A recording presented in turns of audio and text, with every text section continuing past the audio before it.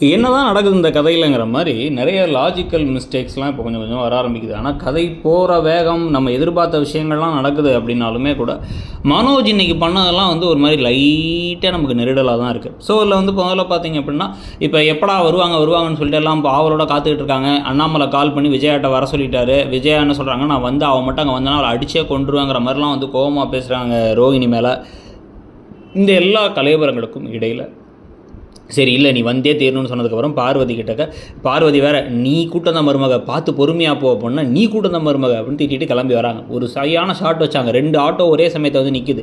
2 ஆட்டோவில் இந்த பக்கம் ரோஹிணி, இந்த பக்கம் விஜயா இறங்குறாங்க. விஜயா கையில் சேஞ்ச் இல்லை. உடனே ரோஹிணி நான் கொடுத்துறேன்னா இவங்க சேஞ்சே வேணான்னு 200 ரூபாய் மொத்தமாக கொடுத்துட்டு மேலே போகிறாங்க. மேலே போனதுக்கு பிறகு இந்த பையனை பெற்று வச்சுட்டு இந்த அம்மாவுக்கு ஆடுற ஆட்டோ இருக்குதே அப்படின்னு இந்த டிரைவராக அந்த ஆட்டோ டிரைவர் அக்கா வேறு சொல்கிறாங்க.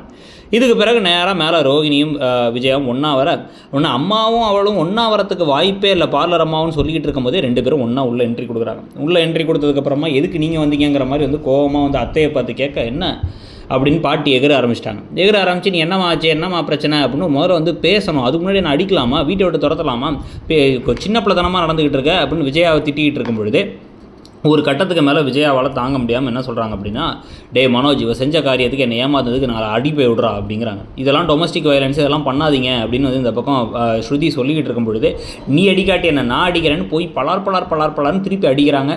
அடிச்சுட்டே இருக்கும் பொழுது இதெல்லாம் வேணான்னு எல்லாரும் சொல்லிகிட்டு இருக்கும் பொழுதே டக்குன்னு மனோஜ் என்ன சொல்கிறார், நிறுத்துங்கம்மா அடிக்காதீங்க அவளை, எனக்கு எல்லாமே தெரியுங்கிறார். என்ன தெரியும் அப்படின்னா அவள் சொன்னதெல்லாம் பொய்ன்னு எனக்கு தெரியும் அப்படிங்கிறார். இல்லை 2 நாளாகவே குடிச்சிட்டு எதுக்கு பிரச்சனைலாம் பண்ணிட்டு இருந்தார் அப்படின்னா என் பொண்டாட்டி போய் சொல்லிட்டான்னா போலீஸ் வரைக்கும் பிரச்சனை பண்ணார், புலம்பிகிட்டே இருந்தார், சோகமாக இருந்தார். ஆனால் இப்போ ஏதோ தெரிஞ்சதுனால இப்போ டக்குன்னு காப்பாற்றுறதுக்காக இல்லை அவள் என்கிட்ட முன்னாடி சொல்லிட்டா அப்படின்னா இப்போ எல்லோரும் கேட்க வேண்டிய கேள்வி என்னடே எல்லாம் உனக்கு தெரியும்னா நேற்று ஏன்டா பொய் சொன்னான்னு சொல்லி புலம்புனேன், அப்போ நடுவில் எப்போ சொன்னாங்க அப்படின்னு கேட்கணும். முத்து மீனும் அதை கேட்குற மாதிரி தெரில, பார்க்குற நம்மளையும் அந்த மாதிரி பேக்குன்னு நினச்சிப்பாங்க போல்.